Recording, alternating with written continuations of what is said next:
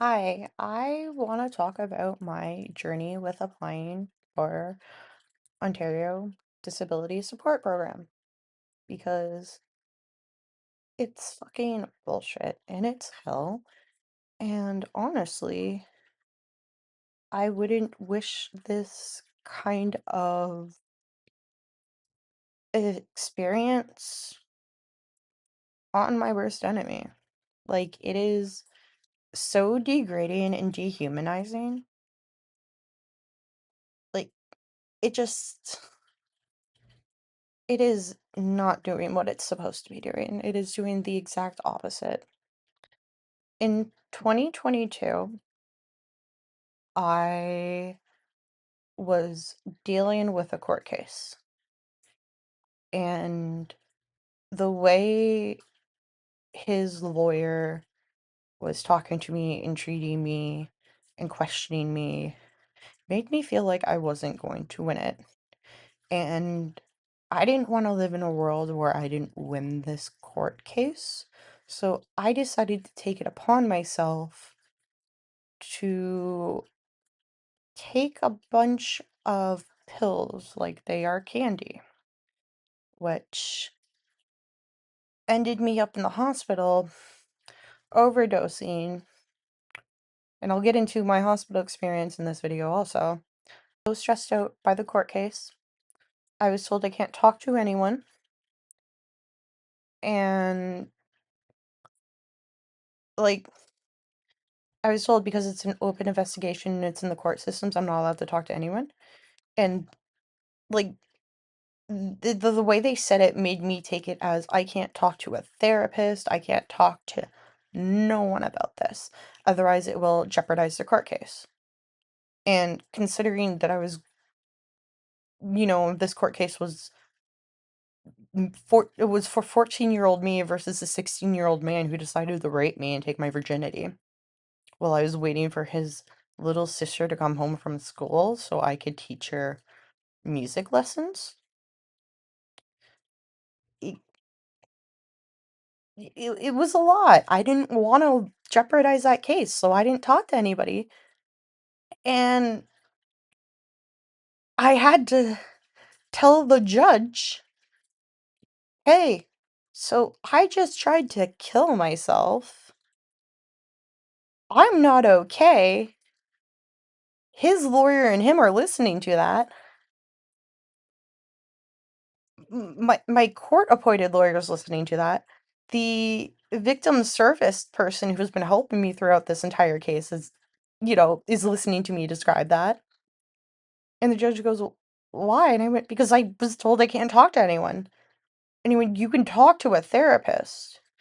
Did they not tell you that? Like, when they told you that you can't talk to anyone that doesn't include a therapist? And I said, no, they never said that. And they went, oh, wow, okay. I won it. Thankfully, I guess. Doesn't feel like a win. Feels like, yeah, we'll have it down in writing about what he did. But that's it. It's on paper now, so people can't say that it didn't happen. Clearly, it happened. Like, that's literally how the win felt. Like, it just felt like yeah, so we understand he did what he did. Here's a teddy bear and a lollipop. Go back to the playground. You'll be okay. He's told that he's not allowed to play on that playground. He's got to go find a different playground. Like, overdose attempt, my suicide attempt, it was horrific. It was traumatizing. It makes me not want to do it again, but I'm also now slipping into the mindset of I want to do it again because I don't want to keep having to do this, to keep trying to prove to the government, like, hey, just because you say I'm not disabled doesn't mean my disability goes away. It's actually been progressively getting worse. It's just, it's exhausting. It's mind-boggling.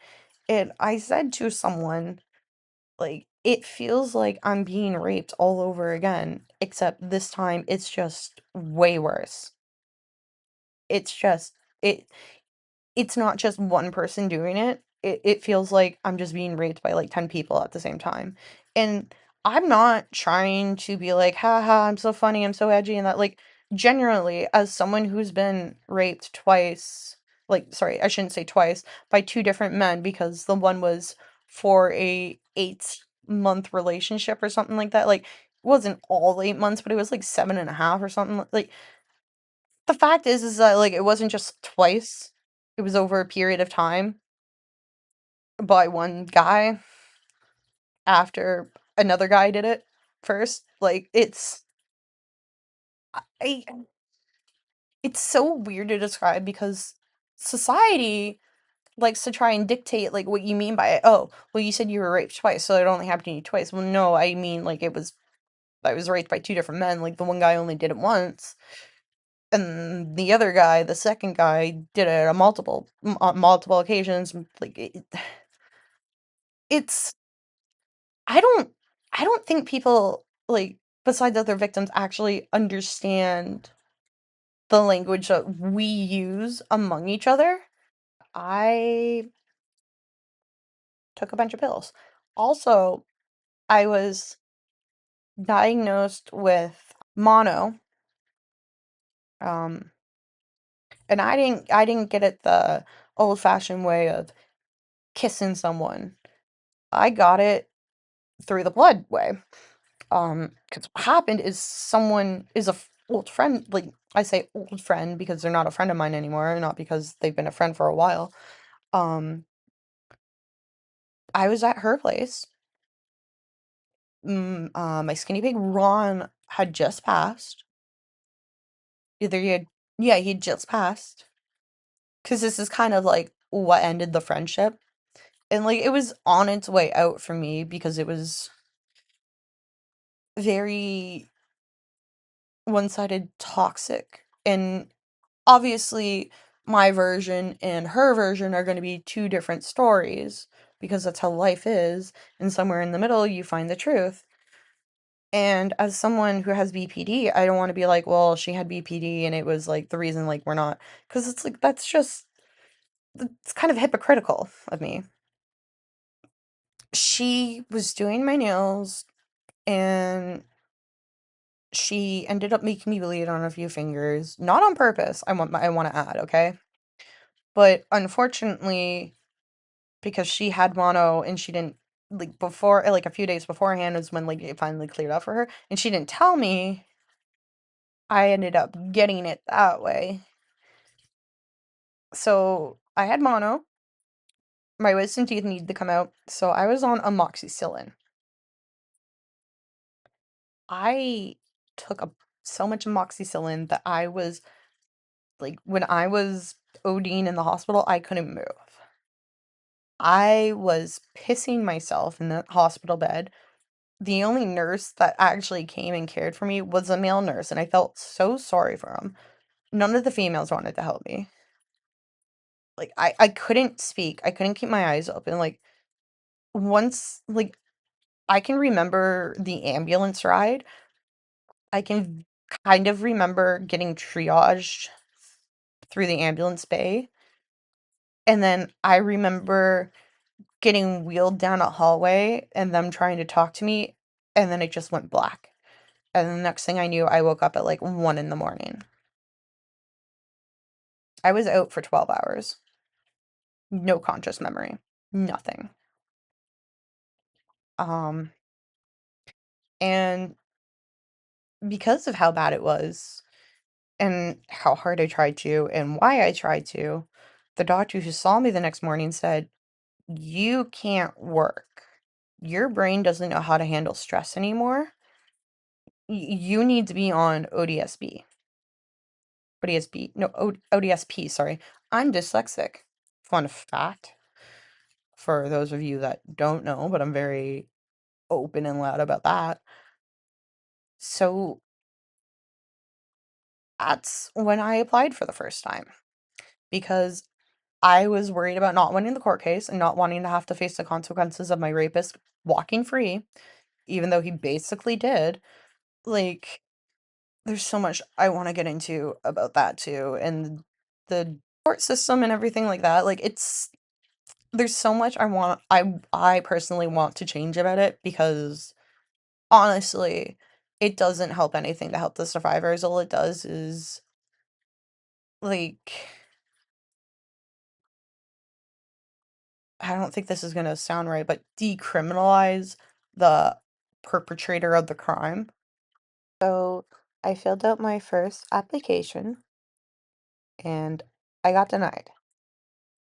And I'm not sure if I appealed that decision or not. Then I sent my second one and got denied and had to fire my doctor and find a new family doctor. And then I filed, I'm gonna have to actually go back and check. Unfortunately for me, I can only see back to 2024. So I can't correctly report on 2022 and 2023 unless I go find my paper copies. Which honestly, at the time, I may have been just so pissed off that I just shredded them or threw them away or burnt them. I'm honestly not too sure. Because for those of you who are unaware, I have a personality disorder. I have borderline personality disorder. So yeah, the chemicals up in this thing don't fully function properly. And without getting the proper chemicals from medication from a pharmacy, I do your irrational shit. Um, and some things I'm not proud of. A lot of things, a lot of people with borderline personality disorder are not proud of what they did. Like, that's just that's just a thing with the disorder that we have. I can't find anything back to the start in that. What I can find is in 2024, August 27th, which I could be wrong, but I believe there was like a mail strike happening at the time too. So my package was in the mail and it was delayed and they didn't get it on time and they sent me a letter being like, "Hey, where is your package?" And then they got it like September 17th. Then I was denied. And I was pushing and pushing to get an MRI done, but I didn't have a family doctor. I was going to walk-in clinics and um an outreach clinic, and they didn't really take the nurse practitioner at the outreach clinic too serious when she filled out my forms. Like, I just, I don't know what to say or how to explain it or how to describe it at all. But the first time I went to this clinic, I was telling her about my symptoms and that, so she had me lay back on the bed and she tested me for sciatica. Guess who had fucking sciatica? And for those of you who don't believe in it, that's cool. I hope you never have to deal with inflammation in that area to the point where it pinches your sciatic nerve. Because honestly, it's not fun. And if you ever have to deal with it and you don't believe it's real, well, sorry, you're not in pain, I guess. Which ironically is how it feels that the government is talking to me. It's like, hey, I'm in pain. I have bone spurs and I was 25 at the time. I'm now 26, about to be 27 in October. And they're like, no, you're too young. Yeah, I'm glad we both agree that I'm too young to have them. I still have them though. I don't fully understand how someone can decide if I'm disabled or not without having to lay eyes on me, without having to have a conversation and look me in the eyes and watch me walk around and do physical activities. Like, is that an option? Is there a place where I can go for applying for ODSB where I can be like, look, physically test me. After 5 minutes, when I'm passed out on the ground, gasping for air, and you want to claim that I'm just faking it and I'm not disabled, sure, we can have that argument then, but you're going to be arguing with yourself as I'm gasping for air, as I'm sobbing in pain. No, it's not a fucking act because who would want to act like that? Who would want this? There's days where I can't move. There's days where if I move a certain way, it feels like I'm gonna piss myself. Like, I have a bone spur right underneath my feet. Editing Frenchie here. I said thecal gland. I meant thecal sac. I don't know why my brain confused those two, but here I am while editing this, just to pop in and let you guys know I misspoke and I actually meant this word instead. Thank you. And for people who don't know, it's that part at the back of your neck, the top of your spine, where your nerves go through. It's that little hole right underneath that. I have a jagged piece of bone because my bone decided to mutate itself and not grow properly, so I have a bone spur right underneath that. Which means I can turn my head like this and be fine, or I could turn it like that and not be fine. Another pop in. So you just heard me say I can turn my head like this or like this and be fine or not be fine. Remember that TikTok trend of, oh, this rabbit has fainted. Oh, this rabbit has fainted. Yeah, so whenever I decide to stretch my upper back and or lower back, there is a chance that this rabbit will just fucking faint. No warning, no indication, nothing like that. Just faint. Like, there's also times where I will be stretching out my back and my muscles and my neck and my arms and my shoulders, my elbows, my toes, my fingers, my knees, anything on my body that can be stretched, I'll be stretching it out. And my vision will just start getting visual snow and blacking out. Like, obviously, sometimes my eyes just squeeze shut, and sometimes they don't. It could be a workplace hazard, especially for the career that I decided to choose and go into college for, which was culinary arts, called it culinary business management. Yeah, I was learning how to run a restaurant and become a chef because that's what I wanted to do so that I could get back to the community and everything like that, give less fortunate people an opportunity to turn their life around, blah, blah, blah, blah, blah, blah, blah. And now I'm that person that wants to try and turn my life around, but I'm having troubles because of being disabled, and there's days where I wake up and I just can't move. And I haven't had them recently because I haven't been pushing my body. I haven't been overexerting it. I haven't been making it do things that it can't do. So those days are less and less frequent. Doesn't mean that they don't still happen. Doesn't mean that my body is better. It just means that I'm learned and learning to listen to the warning signs that it gives me. Um, but yeah, I've yet to find an employer who would be okay with me working like a 4-hour shift, a 5-hour shift, a 6-hour shift with like breaks because I can't stand and I can't sit for too long. Like, I gotta, I don't want to say like move around in that, but I gotta wiggle. And that sounds weird, but like, I gotta be able to like wiggle my body, fidget it, keep it like, I, like, I don't know. Poor circulation, I don't fully know.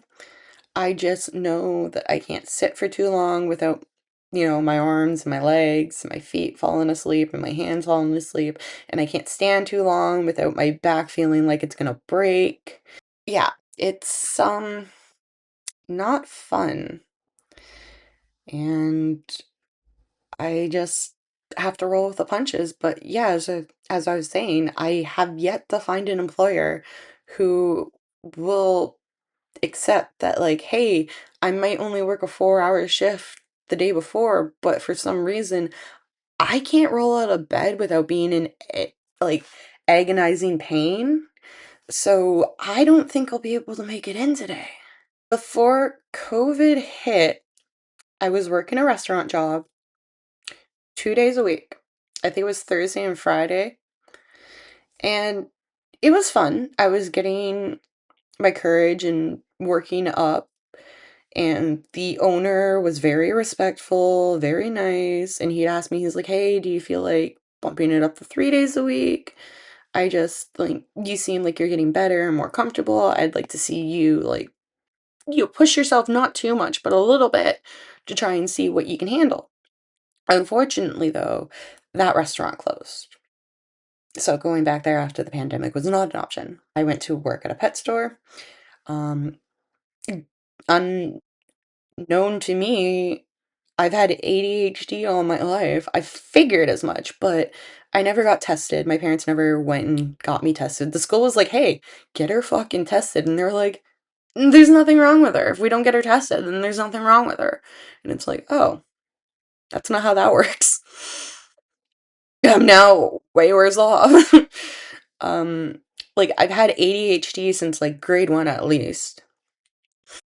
And working at the pet store, I wouldn't always hear the bell dinging at the very front of the store over the music or the animals or people walking around and shells being like there's just so much noise that my ADHD did not pick up a little ding ding ding.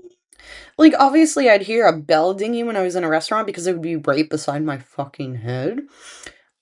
But a big store that's like 3.5 aisles of dog food and no, that's wrong. One, two, three. Yeah, about 3.5 aisles of dog food and 3.5 aisles of cat food. Um, 2 aisles of rodents, an aisle of bird, no, 2 aisles of bird. Um, Fish stuff was just kind of like on the back of the walls, just all over the store. Then they had like the dog collars and the dog outfits and the dog toys. Because when I like saying dog food, like I mean literal dog food, like just bags and bags and bags and bags and bags and bags and bags and bags and the freezers. So I got fired from that. They wouldn't really give me an exact reason, just it wasn't working out. So I'm led to believe it's because of the door thing and because I wouldn't promote unsafe products for guinea pigs and other rodents. Like one time I had an older gentleman come in with his granddaughter and they were looking at guinea pig things and she's like, no, grandpa, I can't use that. And he's like, but it has a guinea pig on it, so clearly you can use it. And I just popped my head around and like, hi, so I work here. I've had guinea pigs since I was 12, so I do know what I'm talking about. A lot of pet stores will sell stuff that is unsafe for rodents and guinea pigs. And here is why it's unsafe and why it's unnecessary, and here's the damage it can do. And it's just really not worth risking their health in an expensive vet bill. I guess he didn't like that, which I'm sorry. My bad for taking the time to educate myself on these creatures that I've dedicated more, like, over half of my life to. Since I'm 26, I've had them since I was 12. Half of my life would have been 24, right? Yeah. So, 20, yeah, I almost was like 24, and now it's 28. I'm an idiot. 2 plus 2 equals 4, and 1 plus 1 equals 2. I don't know why my brain was like, 2 plus 2 equals 8. I'm also dyslexic. I, the number one also, like, it's, I can function, I can do cash and that. I just also need, like, a 10-second delay to process things sometimes. But anyway, keeping a job is not easy. I also ended up working at Amazon. I started as a temp sorter. I was a temp throughout my entire time working at Amazon, but they bumped me up to CSR. Well, I shouldn't say Amazon, it was Intelcom. But I was customer service representative. I would get in, I would clock in, I'd help unload the trucks, I would sit down, do my reports, print out the driving reports and the packages for said route and for said driver. And I would go in and I would see if any of the routes needed fixing. Like, say, Route 316 had a package and that package crossed Route 320's way, but 320 didn't have it on their thing for a stop, but 316 or whatever I said has to go out of its way, like a kilometer or two to go drop it off, which isn't too bad.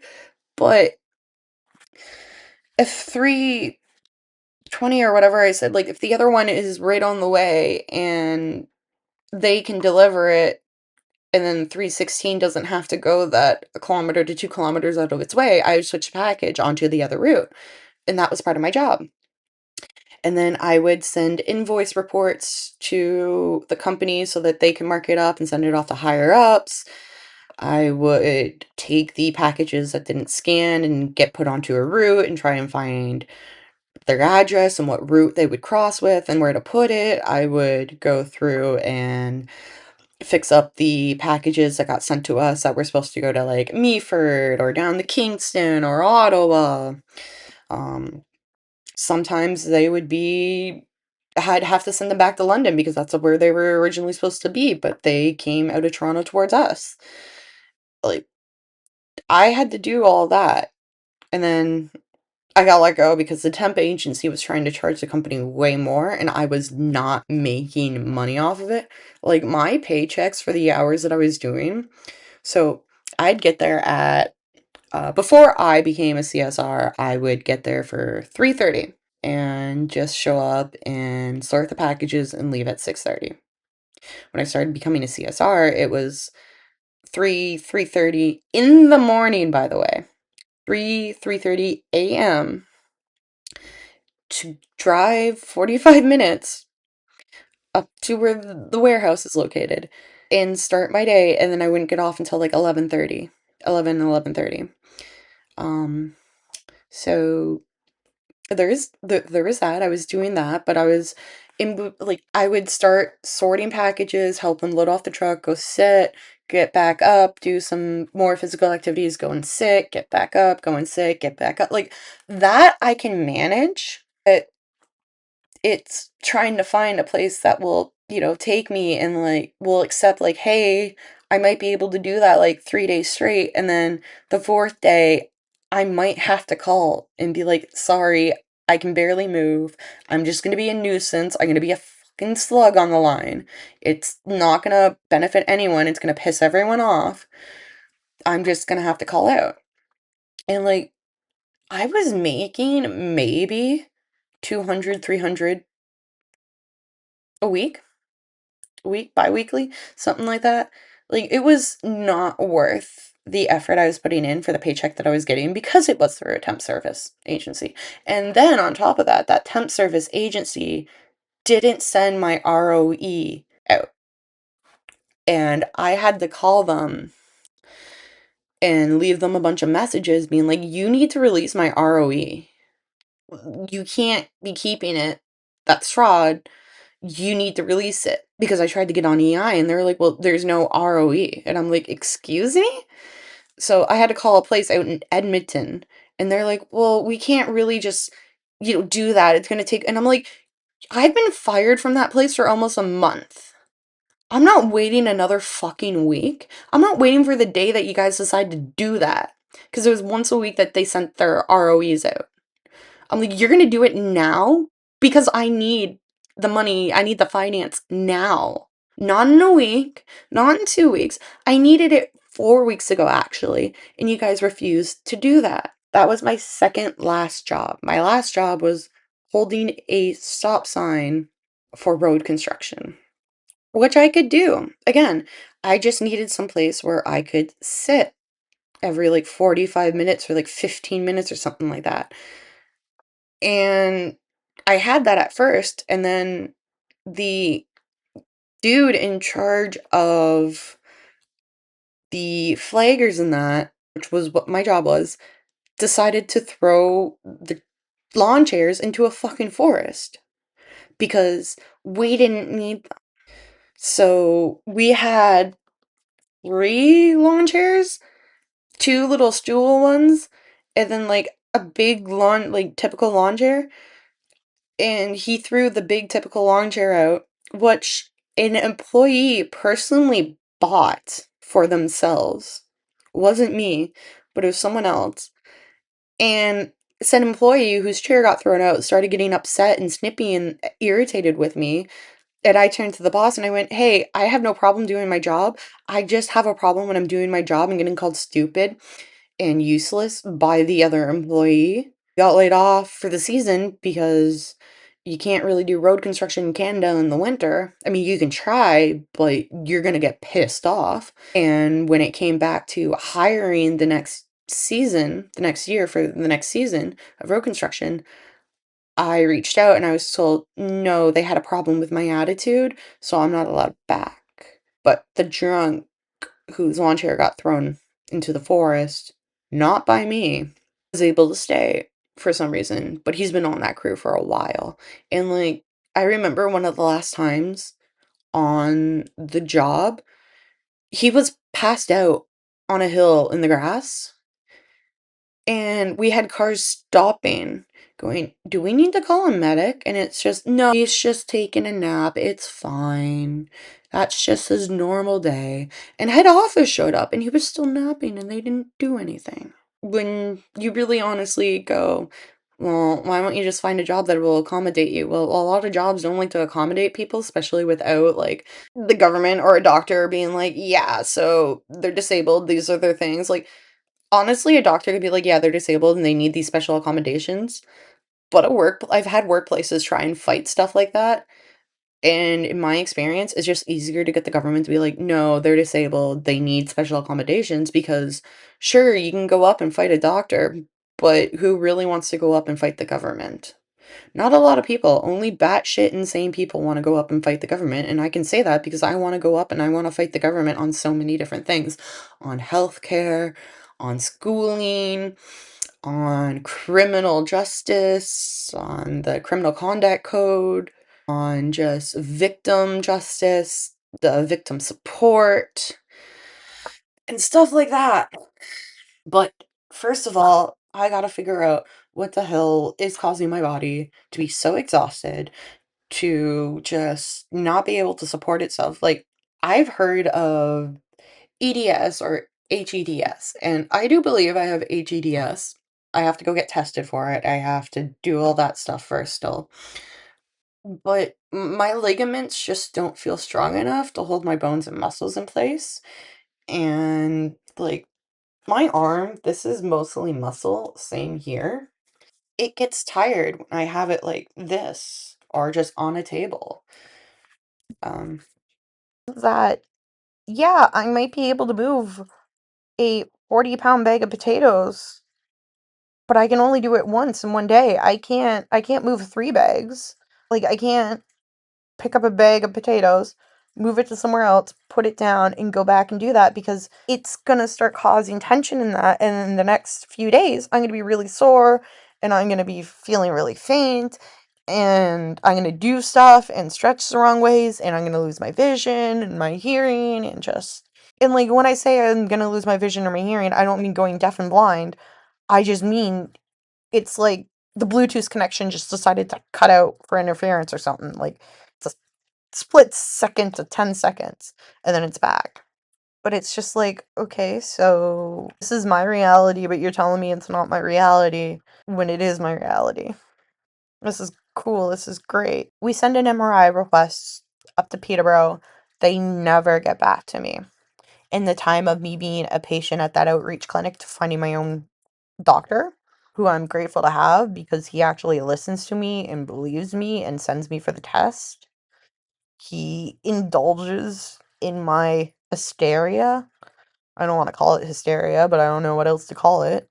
He listens. He judges, but he goes and sends me in the right direction.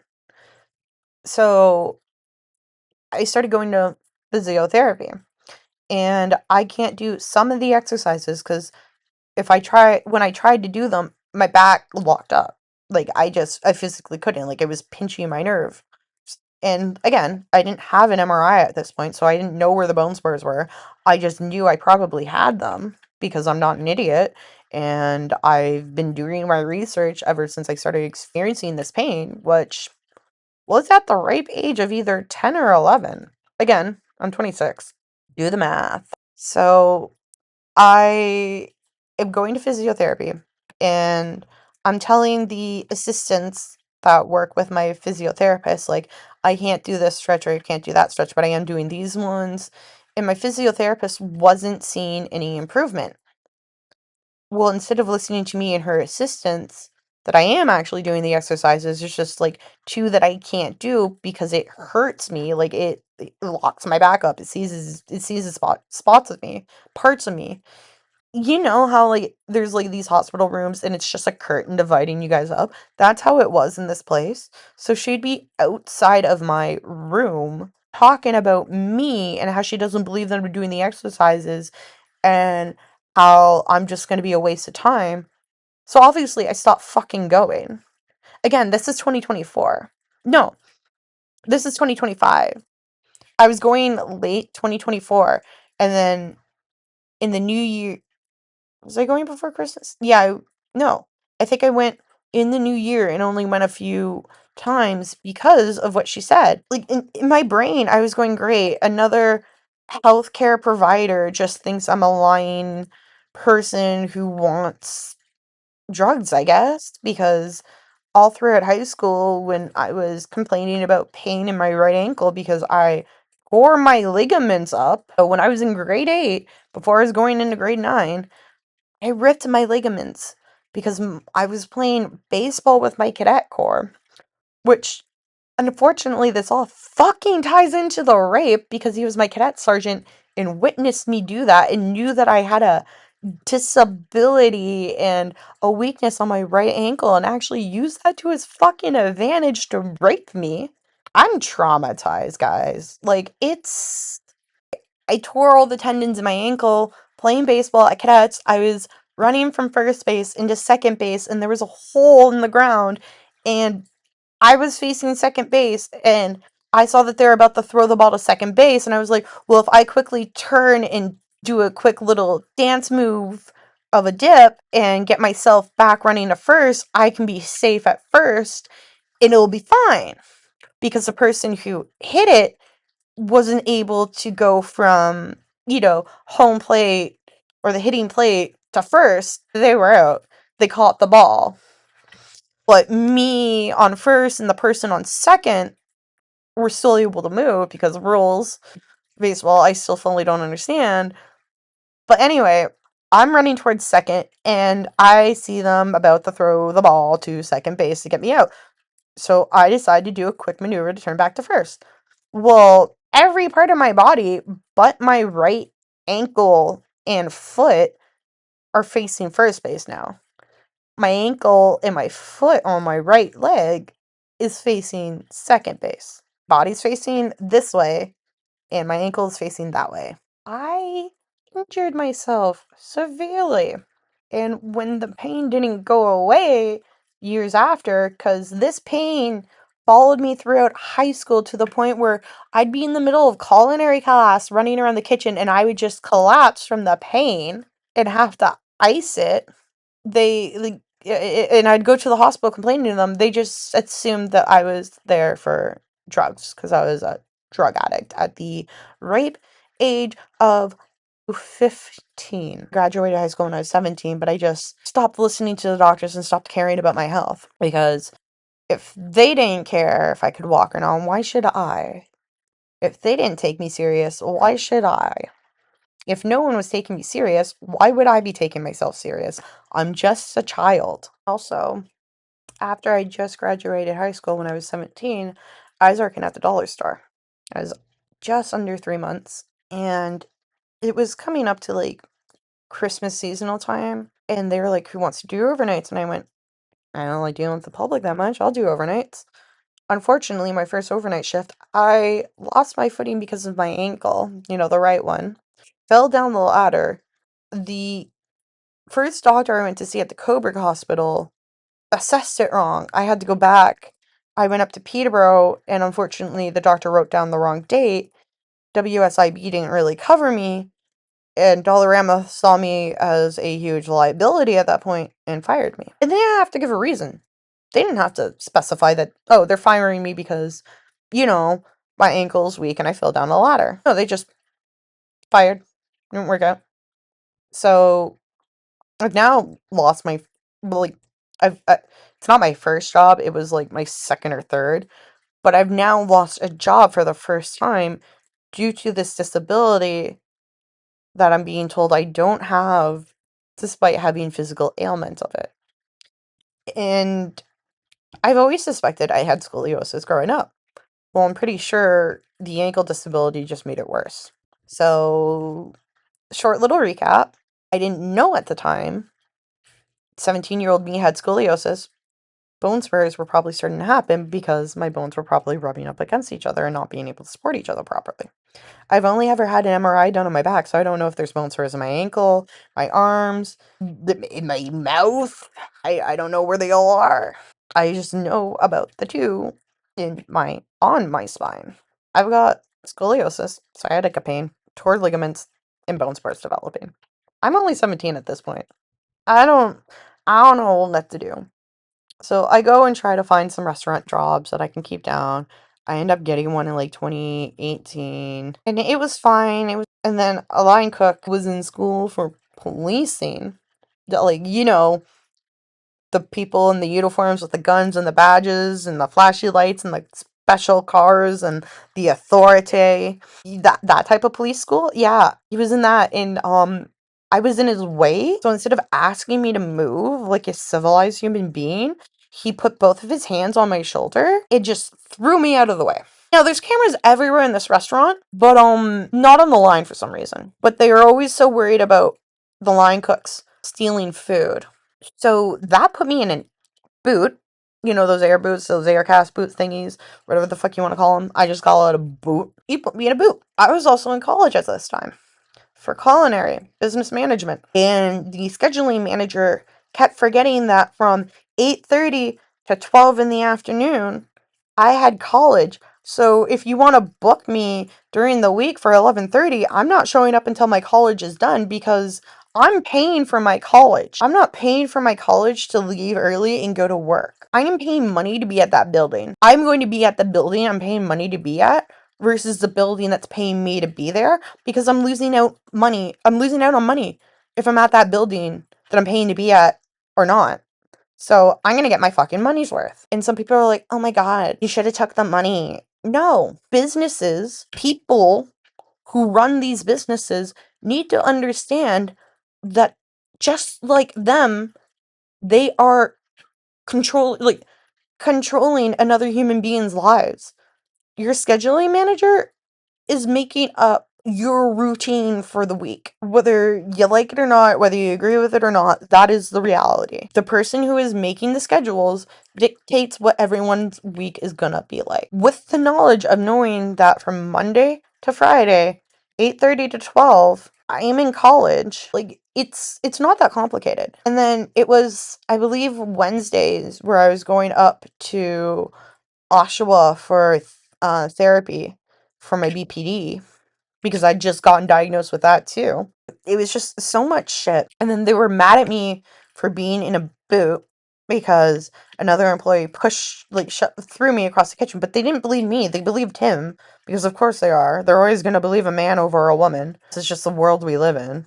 There's no fucking surprise there, trust me. I was just so fed up and like got to the point where I was just wearing the boot at work and they're like they didn't notice for a bit. And the she wasn't the kitchen manager.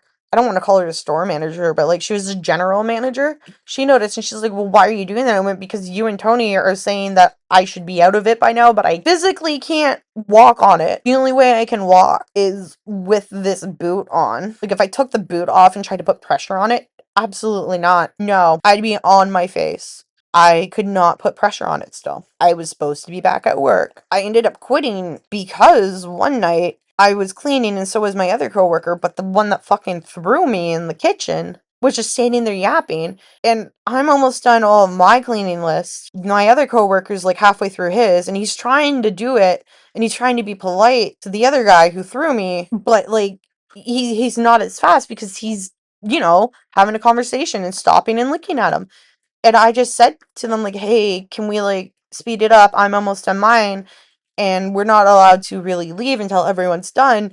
and I want to get home to shower before it's too late because I've got college tomorrow morning. Well, you want to know what the one who threw me across the kitchen did because he was in earlier than I was the next day? Went running straight to the scheduling manager and the business manager, general manager, and said, Shannon was complaining last night that we weren't doing our jobs fast enough and she wasn't even doing hers. They never checked the cameras. You want to know whose sides they fucking took? Not mine. So I went in and the scheduling manager pulled me out and she had a talk with me and I looked her in the eyes and I said, I fucking quit. I'm done. You can't quit. You're starting your shift. No, I'm done. You guys aren't even gonna listen to me. You're gonna scold me. I was almost done my cleaning. Well, we're a team. I know.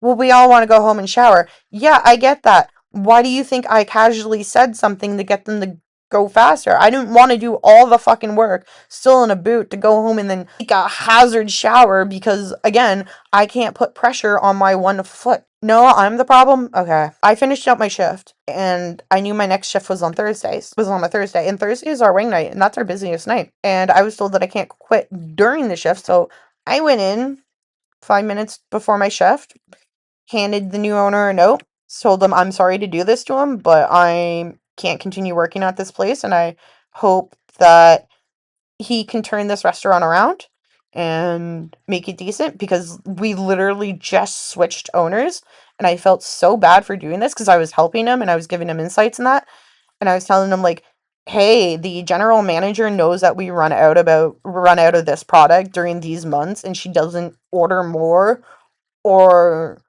try to actively, combat the situation to make it so that we aren't running out of this stuff and we aren't having to drive up to Peterborough to borrow from other restaurants. Like, I genuinely was so sorry to the new owner because I fucked him over. But I had to fuck him over to fuck over my coworkers. And there was no way that I wasn't gonna fuck them over because they just fucked me so hard. So I quit on wing night.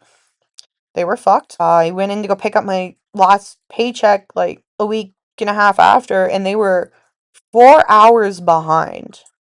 And I was told by the waitresses when I walked in to get my paycheck, don't let the kitchen staff see you because they're pissed at you. And I went, I'm gonna fucking smile and wave at them and tell them maybe they should have been fucking nice to me. Because we weren't 4 hours behind when I was working there. Hell, I was able to send 4 tables out by myself while everyone else was out there having a fucking smoke break for 10 minutes. And when I say 4 tables, I mean like 2 to 4 orders per table. I think there was like 2 fish and chips, a basket of wings and appetizers, and I was able to do that all by myself and send it out while they were out there having a fucking smoke break. But I was the problem according to them. When I quit, they were 4 hours behind, but when I was working there, we were never really behind. We were maybe 10 minutes behind, but that's because they weren't listening to me. I'd call out the orders, I'd start doing my prep and that. The person beside me would start doing their prep. Fucking lovely ass Joe's down at the very other end of the kitchen, fucking putting fries down. 24/7, like, we were never out of fries. Thank you, fucking Joe. Like, love you, man. You knew what the fuck you were doing. But the person right behind me apparently didn't hear me, and the food wasn't ready. I can't read minds. I'm not a super fucking genius.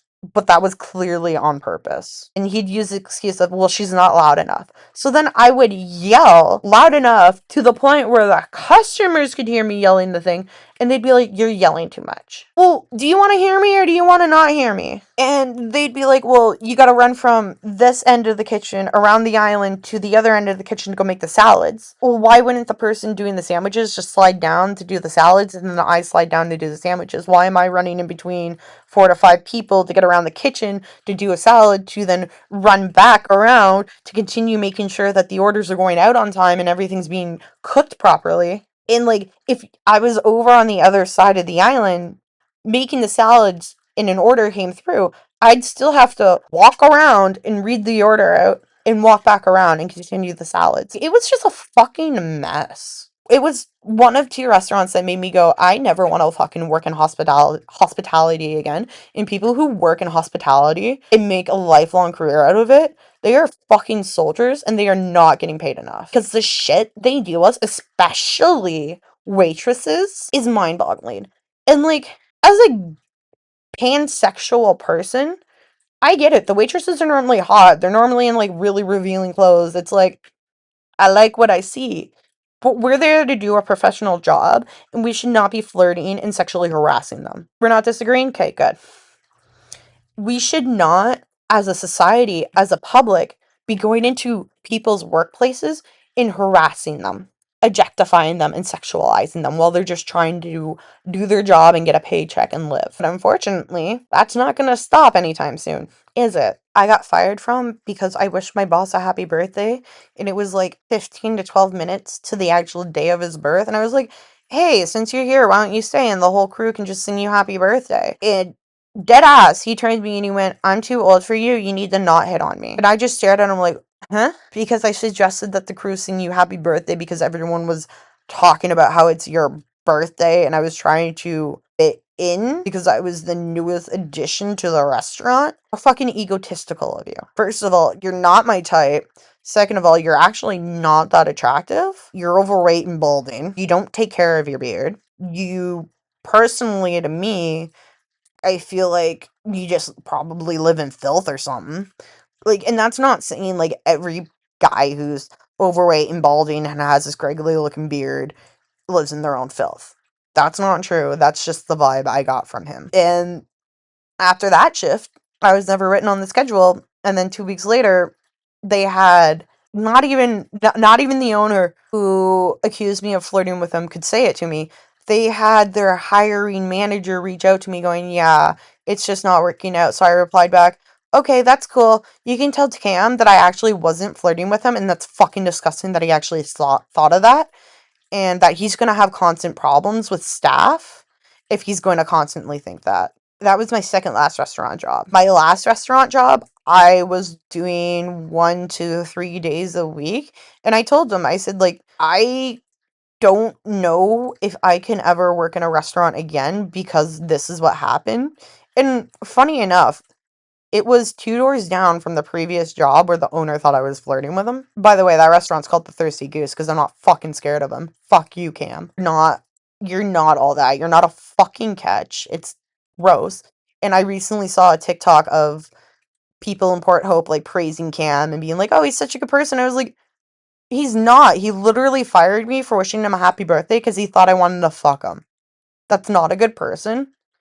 That, in my books, is a narcissist and not someone with narcissistic personality disorder. Those are two different things. This is a person who is just so egotistically up his own ass. He was eating his own shit, calling it world famous chocolate and trying to sell it off to other people. And when they're like, buddy, no, that's disgusting. You're just eating your own shit. He was like, how dare you insult my intelligence? Like, obviously, none of what I just said happened of the like him eating his own shit, and you kind of get what I'm getting at metaphorically. Like, it was just what? And like once I made my comment on that TikTok video, people were like, "Oh my god, no, I've had problems with Cam too. I'm so sick of the community thinking that he's such a great guy when he's not. He's actually quite horrible." But anyway, the last restaurant job I had, I was so thankful for the workers and that stuff there. Um, the boss was amazing. He was working with me to get me over it because he like I told him the stuff that happened. And he went, "Oh my god!" And he's like, "Of course, because you're a female, it's like so much worse." And also, I forgot I worked at this fancy restaurant, and by worked I mean I did one training shift, half of it, left early, and went. I can't work at this job because the head chef, and I don't understand what it is with these men going into these fields. And well, no, I do get it. It's because their ego is so small and they feel so emasculated that they have to go and take these jobs to feel like a fucking man because their value is in power and control and not actually being a decent human being like it should be. But I was working at this fancy restaurant down at the harbor in Coburg. If you know it, you know it. Yeah, it's CC. And they're known for trading your shifts for nose candy and that, which was like reason I didn't want to go work for them, but they were hiring, so I was like, I'll try it out, I guess. Anyway, I'm prepping something that the kitchen is out of and they need, and of course I'm in the way because it's a small ass kitchen because no one can fucking design shit. They were able to design how the kitchen was set up before the building opened, and the owners have been in the restaurant business since before I was born. I think they've been in it for like 30, 40 years. So like they know what a functional kitchen should be, and this is what they came up with. It's so tight. It's so like it's tighter than a nun's vagina, like literally. Like it's so tight you can't turn around. Like you're at the grill and you can feel the counter behind you that someone's supposed to be prepping on your fucking ass cheeks. That's how tight this shit was. Anyway, I'm prepping something. The fucking head chef comes over because he's got a fucking attitude and he's got to make himself look like a macho man in front of the new person. He starts yelling at me for prepping because I'm just in the way and I'm being a fucking nuisance. Even though he fucking needed this shit for the plate he was about to send out. He didn't get put on the plate, so I don't know what the fuck he sent it out with. Comes over, yells at me. I jump. Unfortunately for me, these fingers hit a hot pan he just slammed down on the table in front of me. Out of my control, just start having tears going down my face. So he wants to yell at me even more. I want to fucking grab a knife and stab him in the neck for being a fucking prick. Maybe this is why I shouldn't be working in restaurants or around men. I can work with men. I can't work with assholes. I can't work with egotistical pricks. I can't work with people who think they're better than other people. Like, you might be better at me for some things, but I'm probably better at another thing than you are at it. Like, it's not a fucking competition. It's about learning to live and work with each other. It's about learning how to actively contribute to your community in ways that you can, then having the community help you in ways that it can without taking too much and giving too little. I end up getting rushed to the bathroom by the only other female coworker in there, and she went, I don't think you're crying on purpose, but I don't think you're gonna last. And I looked at her and I went, I'm not. I don't want to be here. I don't want to work here. This is stupid. That's fucking bullshit. He shouldn't be talking to people like that. And she's like, I know. And unfortunately, he gets away with it too often. And if you're not going to be able to just suck it up and that, like, you're not going to be able to stay. And I went, no, like, I know that. So I went in the next day to return my uniform, never got my paycheck. They were like, oh, well, we don't want the uniform back. And I went, well, I don't fucking want it. Why would I want a uniform with your goddamn logo after I did like 4 hours in your restaurant and got scolded by the head chef because he didn't think that what I was doing was worthy of time. I ended up burning myself, and because of everything that was happening, I was overstimulated, and I just burnt 3 of my fingertips. I started, like, not even making noises, just tears streaming down my face. I couldn't stop them for like an hour. I was in the bathroom for an hour just crying. It's just unbelievable. Second day of editing. I'm popping in here at the very end to also add on to my last story of the last restaurant I worked at. Sorry, not the last, the second last.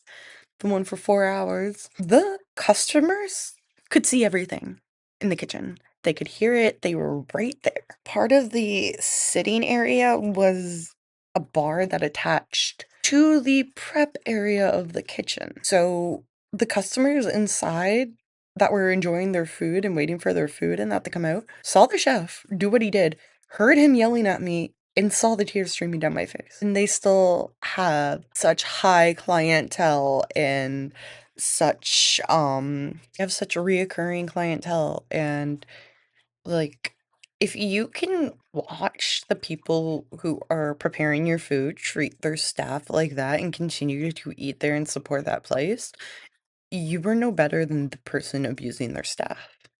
Just so you know, especially if you keep going back.